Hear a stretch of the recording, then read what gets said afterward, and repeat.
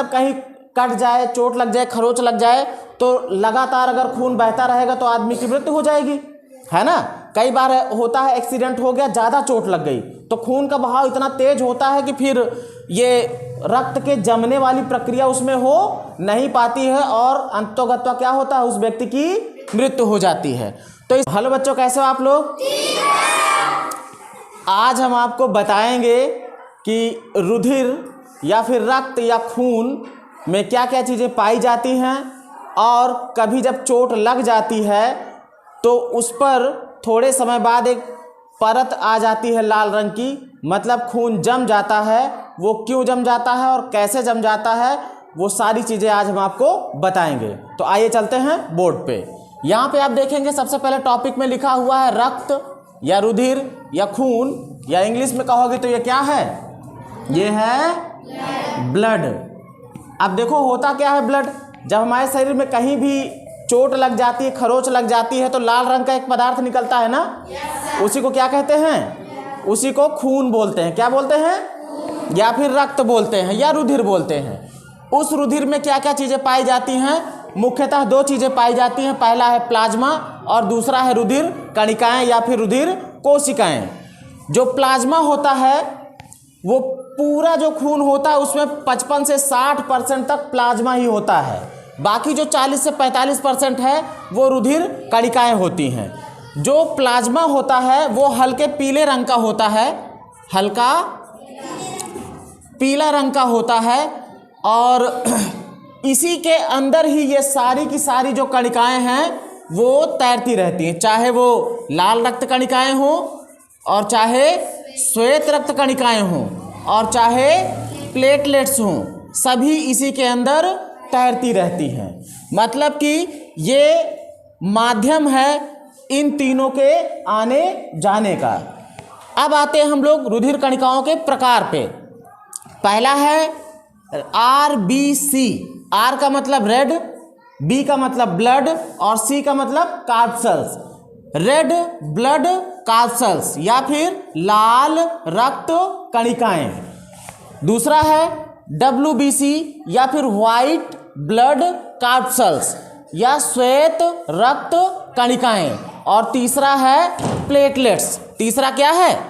Platelets है। अब इसके बाद देखो बेटा, जो RBC है अगर ये हमारे शरीर से निकाल के रख दी जाए, मतलब ब्लड को रख दिया जाए, तो उसमें जो RBC होता है उसका जो जीवन काल होता है वो 100 से 120 दिन तक। ये शरीर में भी जो है 100 से 120 दिन तक रहता है, उसके बाद फिर से रिपेयर होकर नया रक्त बनता है, नई RBC बनती है। तो जो 100 से 120 दिन है ये इनका जीवन काल है। और इनका सबसे मेन काम क्या होता है? ऑक्सीजन और कार्बन डाइऑक्साइड का परिवहन करना।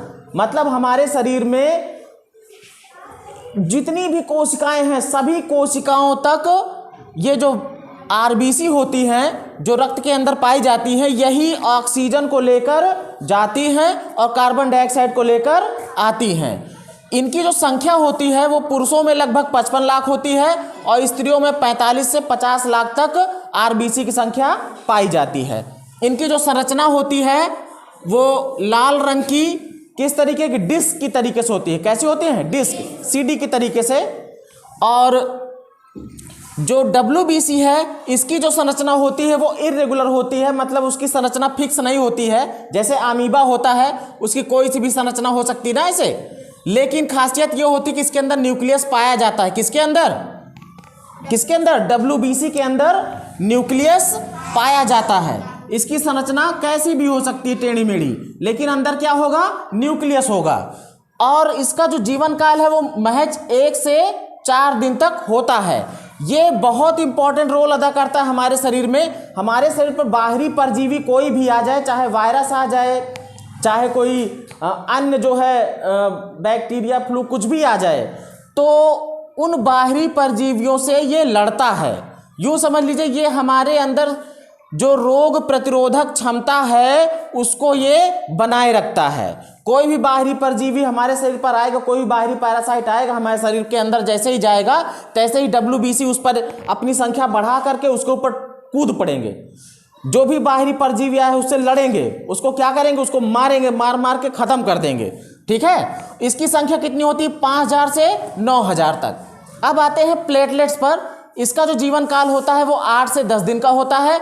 इसका मेन काम ये है कि रुधिर को जमाना, तो इसका काम क्या है, प्लेटलेट्स का रुधिर को जमाना। कैसे जमाता है अभी हम आपको आगे बताएंगे। इनकी जो संख्या होती है 2 से 5 लाख तक होती है। अगर किसी को डेंगू हो जाता है, डेंगू वाला मच्छर काट लेता है, तो उसके अंदर प्लेटलेट्स की संख्या बहुत तेजी से गिरती है और प्लेटलेट की घटती संख्या देखकर ही डॉक्टर आपको बताता है कि आपके अंदर क्या हो गया है, डेंगू हो गया है। ठीक है, अब आते हैं रक्त का जमना।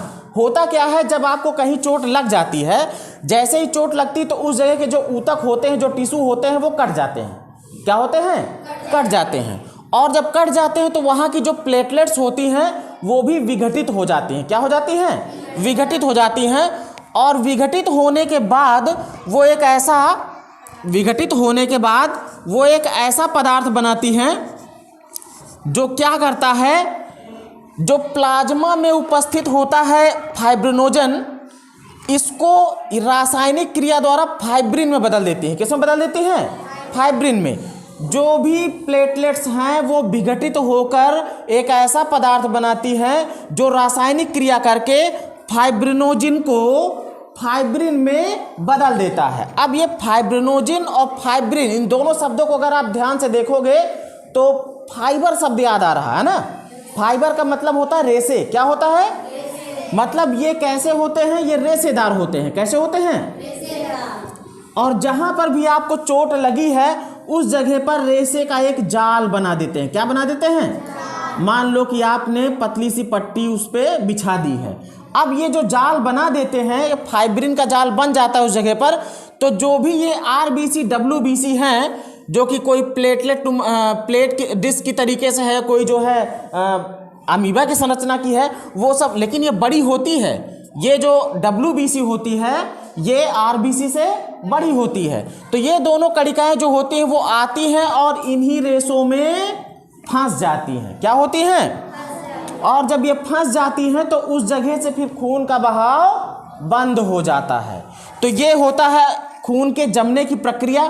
थोड़े समय बाद और देखोगे कि जहाँ पर जम जाता है खून, पपड़ी जैसी बन जाती है, उसके अगल बगल एक पीले रंग का पदार्थ दिखने लगता है। कैसा, पीले रंग का एक पदार्थ दिखता है, उसे कहते हैं सीरम। क्या कहते हैं, सीरम। तो रक्त के जमने की प्रक्रिया कैसी है भाई, जो भी अंग आपका चोटिल हुआ है, जहां पर कट लगा है या खरोंच लगेगी, उस जगह की जो प्लेटलेट्स होंगी वो विघटित हो जाएंगे। वो विघटित होकर के ऐसा पदार्थ बनाएंगी कि जो फाइब्रिनोजिन है, प्लाज्मा में पहले से फाइब्रिनोजिन रहता है, उस फाइब्रिनोजिन को रासायनिक क्रिया करके वो बना देते हैं क्या, फाइब्रिन। और फाइब्रिन जो होता है वो कैसा होता है, रेशेदार होता है। कैसे होता है, रेशा। जैसे कपड़े के धागे होते हैं ना, रेसे रेसे, वैसे ही रेशेदार होता है। और ये रेशेदार परत उस चोट लगे स्थान पर आकर के बन जाती है। इसी रेशेदार में जो परत बन जाती है, इसी में आकर के ये आरबीसी और डब्ल्यूबीसी आकर के उसी में फंस जाती हैं। और जब फंस जाती हैं, क्योंकि रक्त का बहना लगातार प्रक्रिया है, तो ढेर सारी आके उसी में फंस जाती हैं, जिसकी वजह से फिर रक्त का बहाव बंद हो जाता है। बिल्कुल बंद हो जाएगा, एकदम पपड़ी बढ़ जाएगी, कुछ समय बाद वो सूख जाएगी। ठीक है, और फिर उसके बाद क्या होता है, उस पपड़ी के चारों तरफ एक हल्का हल्का चिपचिपा सा पीले रंग का पदार्थ आ जाता है, उसे कहते हैं सीरम। तो ये है पूरी रक्त के जमने की प्रक्रिया और रक्त में क्या क्या चीज़ें पाई जाती हैं। अगली वीडियो में हम लोग बताएंगे आपको कि कौन सा ब्लड किस व्यक्ति को दिया जा सकता है, किस व्यक्ति को नहीं दिया जा सकता। क्योंकि अगर किसी को चोट लग गई है और ब्लड अगर बह रहा है तो जाहिर सी बात उसके अंदर खून की कमी हो जाएगी, और खून की कमी हो जाएगी तो उसको अलग से रक्त हमें देना पड़ेगा। तो किसका रक्त किसे दिया जा सकता है, किसे नहीं दिया जा सकता है, वो हम लोग अगले लेक्चर में देखेंगे।